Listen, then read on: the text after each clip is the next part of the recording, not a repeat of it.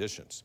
Tonight, Utah is closer to eliminating the statute of limitations in child sex abuse cases. A member of the Utah musical group, the Five Browns, is also supporting its passing. Nkoyo Yamba is here to explain what this could mean for survivors. Nkoyo? You know, Dave, those people who have gone through abuse tell me that this is a small victory, but still one that the Utah House unanimously passed.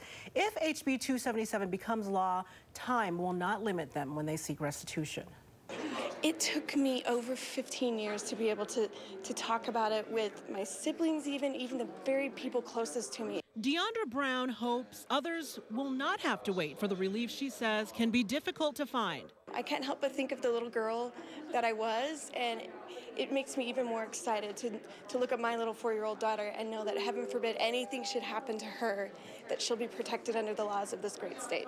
Brown's father pleaded guilty to abusing her and her 2 sisters when they were just children. When the type of manipulation and intimidation, often threats that are associated in child sexual abuse, all the data, all the experience tells us it takes many years, decades, for victims to come forward. They've been manipulated, intimidated. Bill sponsor Ken Ivory says this bill is close to his heart. Yeah, my wife was abused by a teacher for several years. You know, the teacher would tell my wife that we love each other, and this is what a loving relationship is. And it took a total of 20 years before I was brave enough to go to the school district and let them know what had happened and have her fired.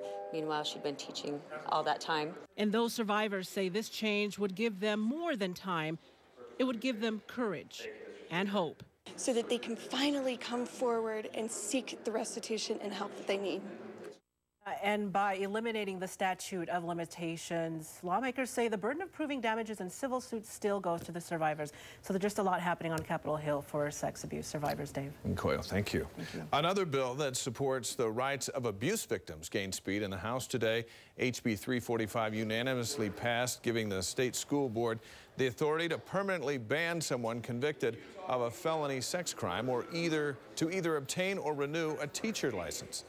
The bill now heads to the Senate. Just days before her death, a Riverton teen told her friend she was